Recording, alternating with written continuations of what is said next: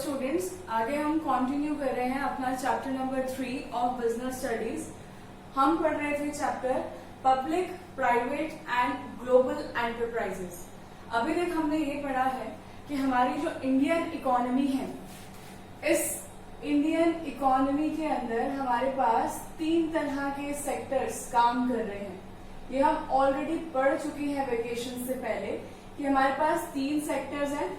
एक तो है हमारा प्राइवेट सेक्टर, एक है हमारा पब्लिक सेक्टर और थर्ड वन सेक्टर है हमारा joint sector. Private sector means where all business organisations are managed, owned and controlled by the private entrepreneurs, or we can say private individuals.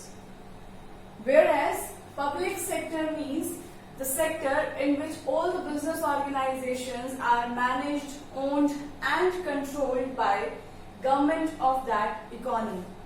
Whereas joint sector shows us a picture of joint handling of business enterprises by private entrepreneurs and the government of an economy.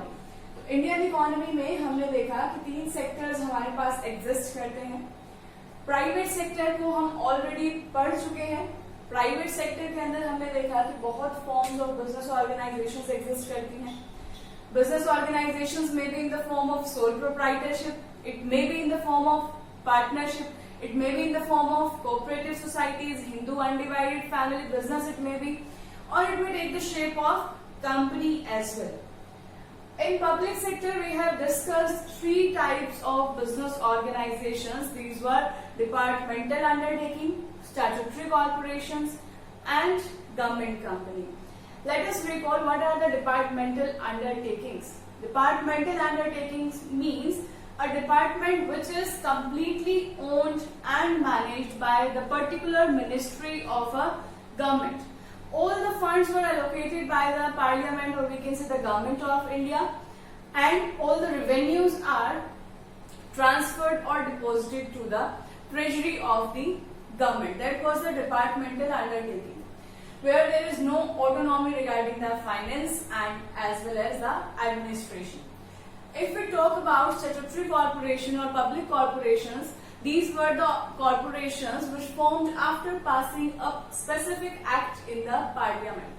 That means statutory corporations are established after passing an act in the parliament, and that act can be passed by any of the government. Any of the government here represents means any state government or any central government, or partially by a state government or a central government. Last one हमने discuss किया था government company के बारे में। Government company means that business enterprise that is registered under the companies act 1956, that was the previous one which was amended. It is Companies Act 2013. That means government company is required to be registered, and it is mandatory to get it registered under the Companies Act 2013. And all the rules and regulation will apply in the same way that applies to the public or any private company. But the main difference between the private sector companies and public sector companies is that in private sector companies there is no involvement of the government in management and control.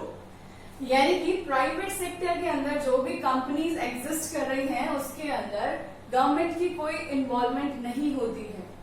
लेकिन अगर हम public sector की company की बात करें, यानी कि अगर हम गवर्नमेंट कंपनी की बात करें, तो इसका मतलब वो एक ऐसी कंपनी है in which government holds at least 51% of the share capital. It is mandatory.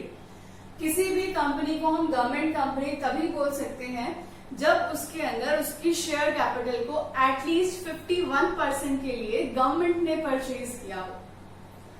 At least बोला है मैंने, तो इसका मतलब गवर्नमेंट का शेयर 51% से एक्सीड भी कर सकता है।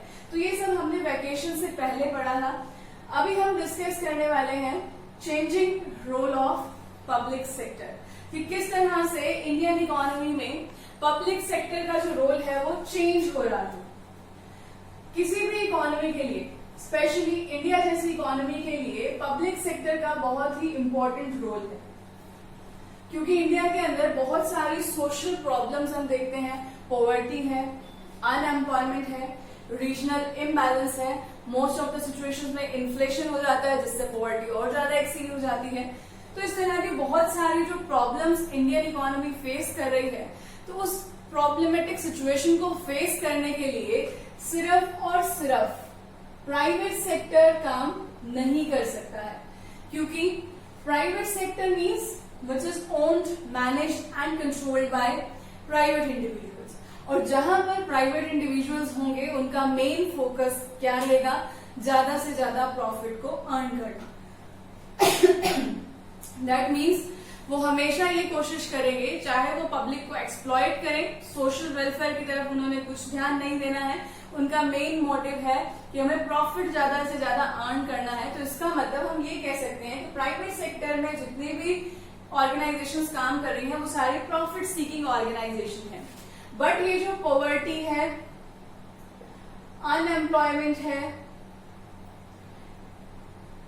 पुअर हेल्थ कंडीशंस हैं, ये जो हमारे यहाँ पर सिचुएशंस है इंडियन इकोनॉमी को, ये सारी सोशल वेलफेयर की तरफ हमारे ध्यान को लेकर जाती हैं। जब भी सोशल वेलफेयर की बात आती है तो वहां पर प्राइवेट सेक्टर जो है वो काम नहीं कर पाता है हमारी इकोनॉमी में। तब किसकी रिक्वायरमेंट हो जाती है, पब्लिक सेक्टर की। यानी कि ये ऐसे एरियाज हैं, इन सारे सोशल इश्यूज को अगर हमने रिमूव करना है अपनी इकोनॉमी से, तो वहां पर किसको काम करना पड़ेगा, पब्लिक सेक्टर को, यानी कि हमारी गवर्नमेंट ऑफ इंडिया को। लेकिन जो पब्लिक सेक्टर एंटरप्राइजेस हैं, क्या वो उतना ही हमें परफॉर्म करके दे पाती हैं जितना गवर्नमेंट उनसे एक्सपेक्ट करती है? क्या गवर्नमेंट कंपनीज के अंदर, या फिर हम ये कहें कि पब्लिक सेक्टर में जितने भी डिपार्टमेंटल अंडरटेकिंग्स हैं, स्टैट्यूटरी कॉर्पोरेशंस हैं, क्या उसके अंदर जो भी एम्प्लॉइज काम कर रहे हैं वो एफिशिएंट वे में काम कर रहे हैं? क्या सारी की सारी public sector enterprises healthy enterprises हैं? तो इसका आंसर हमें मिलेगा नहीं, क्योंकि बहुत सारी पब्लिक सेक्टर एंटरप्राइजेस ऐसी हैं जो सिक यूनिट्स में कन्वर्ट हो चुकी हैं। सिक यूनिट्स मतलब ऐसी सारी एंटरप्राइजेस जो पिछले कुछ सालों से कॉन्टिन्यूसली सिर्फ और सिर्फ लॉस फेस कर रही है, वहां पर प्रॉफिट के कोई चांसेस नहीं है। यानी कि ऐसी पब्लिक सेक्टर के एंटरप्राइजेस जो सिर्फ लॉस जनरेट करके दे रहे हैं गवर्नमेंट को, और गवर्नमेंट को उस लॉस को कवर करने के लिए उसके डेट्स को, यानी कि उसने जितना भी लोन लिया है उस पब्लिक सेक्टर एंटरप्राइज ने, उस लोन को रीपे करने के लिए, उस डेट को रीपे करने के लिए फिर से लोन लेना पड़ रहा है। यानी कि गवर्नमेंट क्या कर रही है, इन सिक यूनिट्स में सिर्फ इन्वेस्टमेंट ही इन्वेस्टमेंट करती जा रही है, लेकिन ये सिक यूनिट्स कुछ भी प्रोडक्टिव जनरेट करके नहीं दे पा रही है। तो उन्हें हमने सिक यूनिट्स का नाम दे दिया।